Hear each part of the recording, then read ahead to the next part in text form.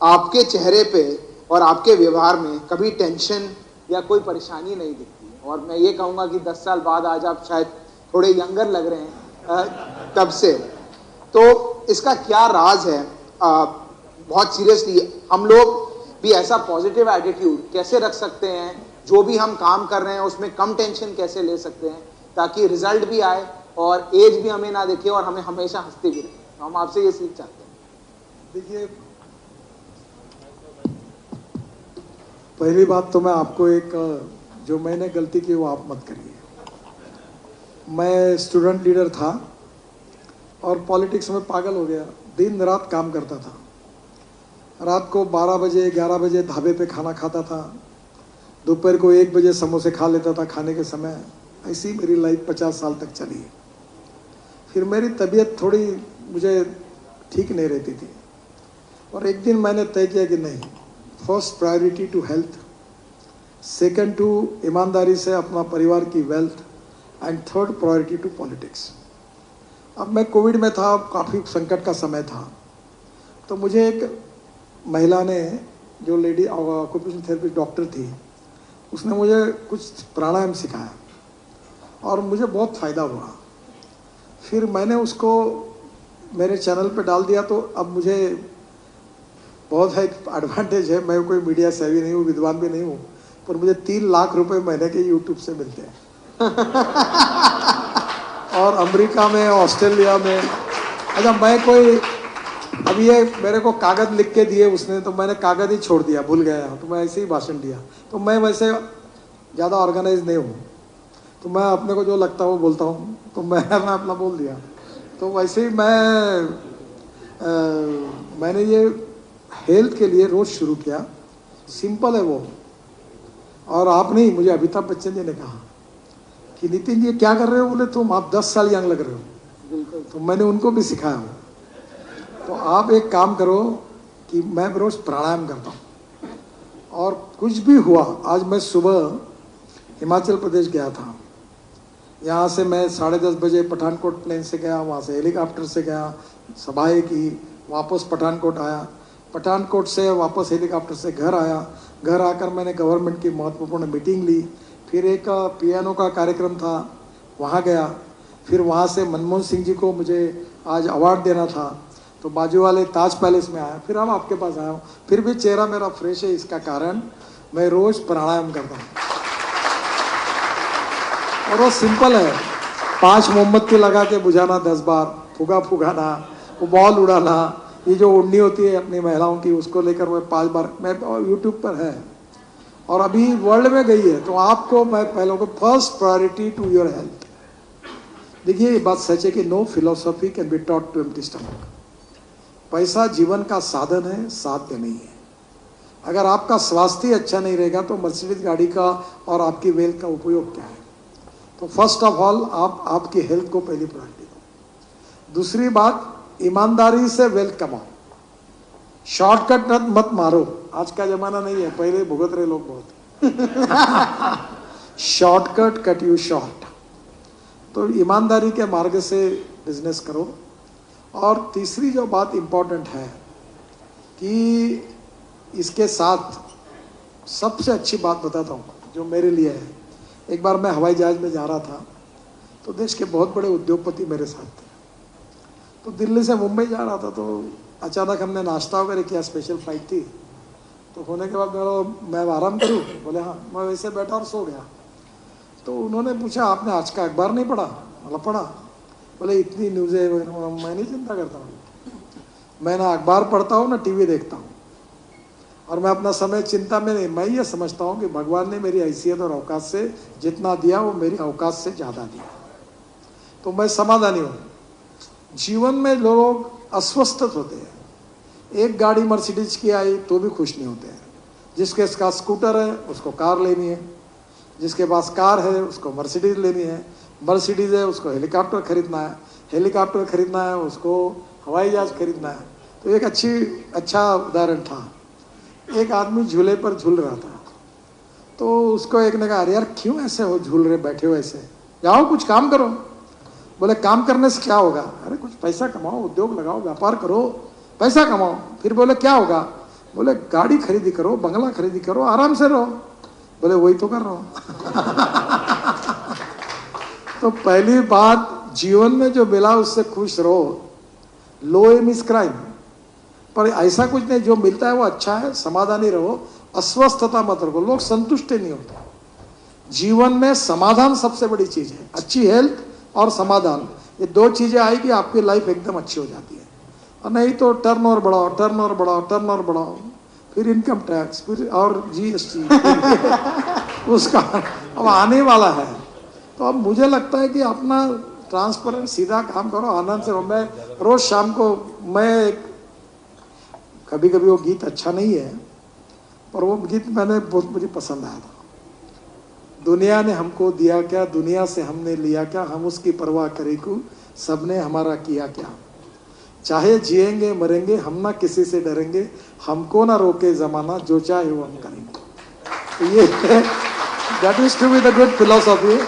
अच्छे रहो, अच्छा काम करो, और अगर मदद, अपना पेट भरने के बाद अगर कुछ गरीब की मदद कर सकते तो करो, और चलते रहो, खुशी से रहो, और जो आपकी हॉबीज है उस पर चलो। अभी आज रात को मैं बराबर, मेरा भोजन तय हुआ है, तो मैं आज का कल सुबह आ रहा था, तो मेरी पत्नी MSc है फूड एंड न्यूट्रिशन, तो मैंने सुबह उठकर मुझे कहा कि आज मैंने सपने में एक बात देखी।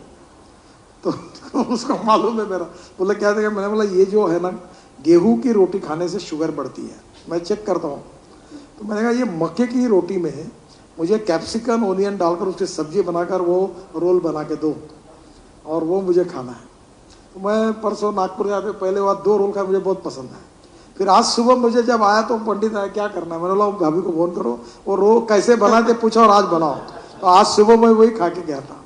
मैं अपना खाते पीते और मज़ा रहता हूँ। मेरे पास 4 शेफ है, सब, मैं वेजिटेरियन हूँ, रोज़ आनंद से अपना खाता हूँ, रहता हूँ। मैंने दुनिया की भी चिंता नहीं करता, और मैं ज़्यादा सोचता भी नहीं। मैं वनडे क्रिकेट खेलता था, तो मैं वो, I always like one day cricket. तो वह आया, धुलाई करो, छक्का चौका मारो, नहीं तो आउट हो जाओ, घर जाओ, समय खराब मत करो। That is to be the best philosophy for good life. Sir बहुत सीख मिली है आपसे इस पे। सर आप अमेरिका के पूर्व राष्ट्रपति जॉन एफ कैनेडी का quote, American roads are not good because America is rich, but America is rich because American roads are good, को कई बार दोहराते हैं। मैंने सुना है आपने अपने ऑफिस में भी इस कोटेशन का एक फोटो लगा रखा है। आपने ये भी कहा है कई पब्लिक प्लेटफॉर्म्स पे कि 2024 तक इंडियन रोड्स अमेरिकन रोड जितनी अच्छी हो जाएंगी।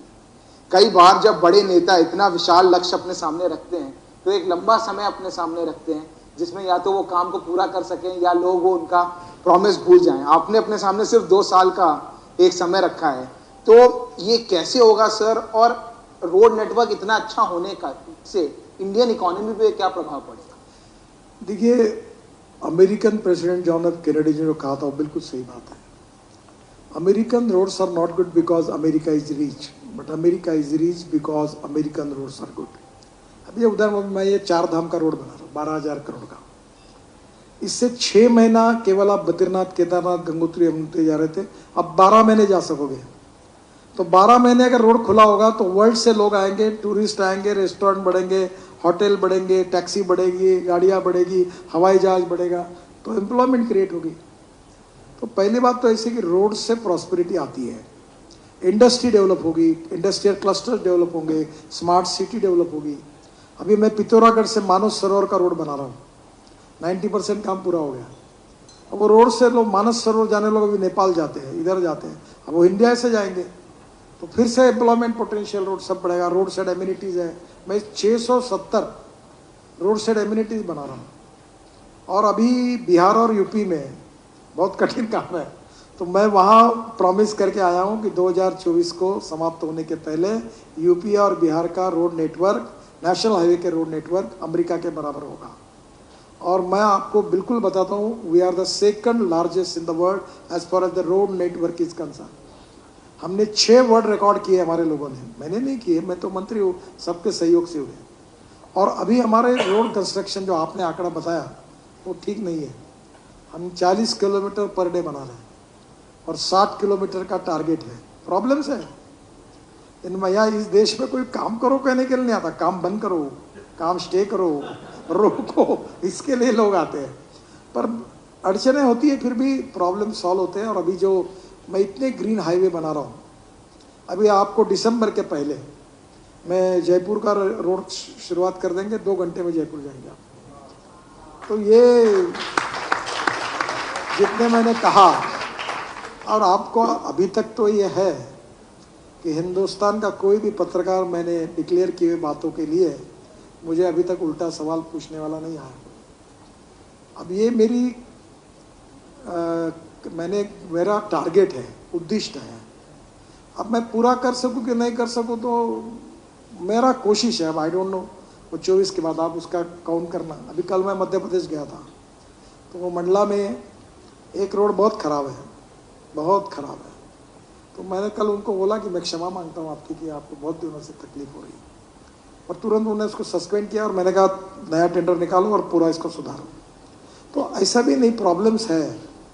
तो रोड नेटवर्क जो है वो निश्चित रूप से, अभी मैं इतने ग्रीन हाईवे बना रहा हूँ, मैं रोड पर ज़्यादा बोला नहीं आपको, मैं 2.5 लाख करोड़ की तो टनल बना रहा हूँ, मैं 2 लाख करोड़ के लॉजिस्टिक पार्क बना रहा हूँ, और रोड में अभी मैं बेंगलोर से चेन्नई 2 घंटे में, कानपुर से लखनऊ आधा घंटे में, ऐसे मैं इतने ग्रीन हाईवे बना रहा हूँ।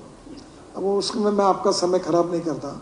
तो मैं अब जलमार्ग बन, मेरा सपना था कि पानीपत सोनीपत से नाव निकलेगी और वो जाएगी प्रयागराज, यानी यहाँ से दिल्ली, दिल्ली से मथुरा, मथुरा से आगरा, आगरा से इटावा, और इटावा से प्रयागराज, फिर प्रयागराज से वाराणसी मैंने ड्रेजिंग कर दिया, फिर वाराणसी से हल्दिया ड्रेजिंग कर दिया। अभी बांग्लादेश की प्रधानमंत्री आई थी, उन्होंने मुझे खाने के लिए बुलाया था, उनके कहने पर मैं 250 किलोमीटर बांग्लादेश में घुस गया और मुगली पोर्ट तक भी ड्रेजिंग कर दिया। अब मेरा सपना था कि ये पूरा यमुना का भी वाटर वे बने, 3 मीटर का ड्रेजिंग हो। 11,000 करोड़ का मैंने प्रोजेक्ट तैयार किया था, और पानीपत सोनीपत से, और मेरा सपना था कि यहाँ लोग हवाई जहाज से उतरेंगे, यमुना के तट पर जाएंगे, वो एमपीबीएस सी प्लेन में बैठेंगे, 12 मिनट में ताजमहल के पीछे उतरेंगे, 1 घंटे में ताजमहल देखेंगे, और अगले 15 मिनट में वापस आकर दिल्ली वापस आ जाएंगे।